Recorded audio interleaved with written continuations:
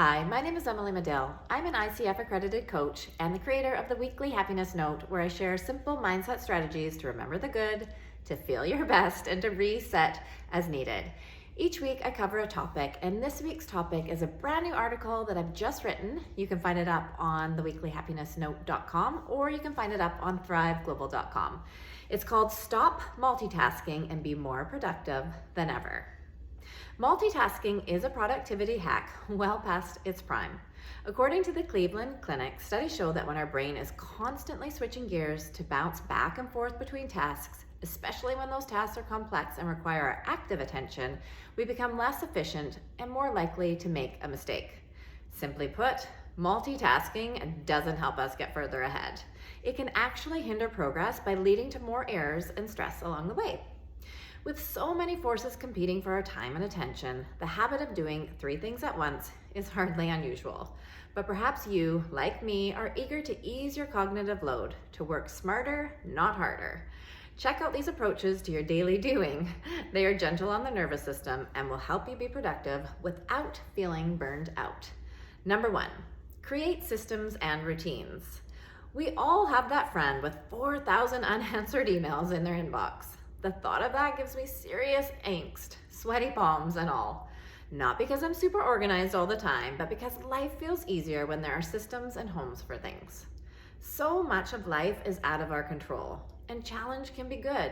It gives us opportunities to learn and grow, but unnecessary chaos gets in the way of joy, clarity, and purpose. You can get more done by giving yourself space, and systems and routines free up space. You can apply a systemized model to any task you regularly repeat. Folders for your email inbox make it fast and easy to delete, save, or unsubscribe. Notes and spreadsheets allow you to track and stay on top of tasks at work. An organized, simple system at home makes it easy to find things when you need them. It all saves time and frees up mental space.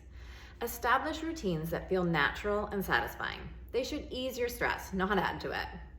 Many people love meal planning and shopping on a Sunday so they don't feel stretched for time throughout the week. I use a planning system to organize my work ahead of time. My ritual is to map out my next week on a Friday so that I can close the door on work, enjoy the weekend, and pick up on Monday ready to go. Routines let us enjoy what's coming up instead of constantly racing the clock. Number 2, batch. To batch is to group similar tasks and do them all at once. It may feel like a commitment of time in the moment, but it frees up space down the road. Food prep is the classic example of batching. Pick a day and spend 2 to 3 hours prepping for the week ahead. Clean and chop produce, cook your protein, make a casserole or soup. That way you can grab veggies for a snack or put together quick lunches and dinners when you are in the thick of a busy week. Batching reduces stress of cooking and can even make it enjoyable because everything is ready to go. As a content creator, I write about topics related to well-being, healthy habits, and empowerment. I send out a weekly happiness note every Thursday that gives readers simple mindset strategies to remember the good, to feel their best, and to reset as needed. I've been creating and sending the notes out every week for almost a decade, which has required serious organization. I batch my content by creating an editorial calendar 6 months ahead.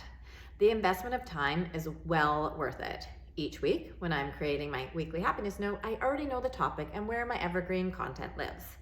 This makes it stress-free and seamless to put together. If I didn't batch the work ahead of time, I am certain I wouldn't be able to deliver the notes consistently. And I haven't missed a week in a decade. Batching works. Use it for any tasks you can group together and make life easier in the future. And finally, number 3, single task and delegate. Single tasking is exactly what it sounds like. 1 task at a time instead of 3. And with completion comes clarity. That particular task and its associated energy are no longer hanging over you, adding to the pile of things to do. If it's tough to focus on only one thing, imagine a block of time. Set realistic expectations for what you can achieve in that amount of time without distractions. Then turn off interruptions like emails and notifications and set up a timer. Jump in with curiosity and see what it feels like to commit to being present and focused for that block of time. Pat yourself on the back for sticking to that one thing. Repeat as necessary. Many of us have a hard time letting go of everything on our plate. Perhaps we think it's easier to do it all ourselves, or we want things to be done in a particular way, but the drive to be superhuman will inevitably lead to multitasking and burnout, neither of which will get the job done. See what it feels like to delegate or ask for help. Letting go may wind up being an opportunity for learning and growth. But no matter what, it's guaranteed to save you precious time and energy. That will lead to fulfillment. We spend so much of our day doing that we can detach from our sense of being.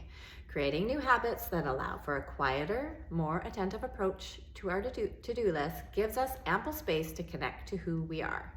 Life is so much more than the tasks we perform, but we will enjoy them more if we lighten the cognitive load along the way. See what shifts when you let go of multitasking and make room for ease of living. My bet is you will get lots done and enjoy the ride more.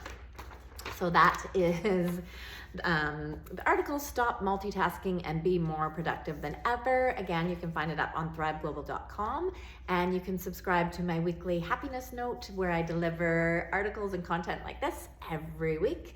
And they offer simple strategies to remember the good, to feel your best, and to reset as needed. So you can go to the weekly happiness note .com to learn more about that.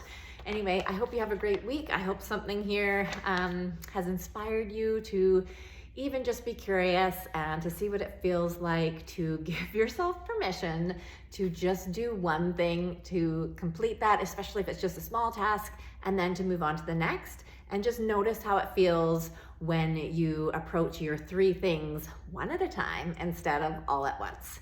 I promise you it's gonna feel a little bit better. So give it a try, and thanks for tuning in, and have a wonderful week. Take care.